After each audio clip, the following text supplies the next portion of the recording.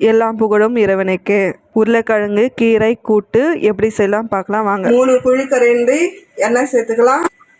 வெங்காயம் சேர்த்துக்கலாம். தேவையான உப்பு சேர்த்துக்கலாம். வதக்கட்டும். இந்த அளவில் வதக்குனா போதும். தக்காளி சேர்த்துக்கலாம். பூண்டு பேஸ்ட்டு சேர்த்துக்கலாம். சிறுபருப்பு வாஷ் பண்ணி வச்சுருக்கேன் சேர்த்துக்கலாம். உருளைக்கிழங்கு சேர்த்துக்கலாம். 1/2 டீஸ்பூன் மஞ்சள் தூள், 1/2 டீஸ்பூன் மிளகாய்த்தூள், 1 டீஸ்பூன் தனியாத்தூள்.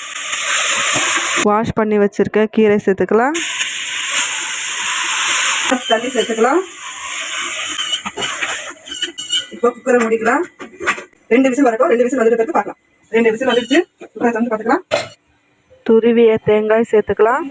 உருளைக்கிழங்கு பொன்னாங்கானி கீரை கூட்டு ரெடி ஆகிடுச்சு.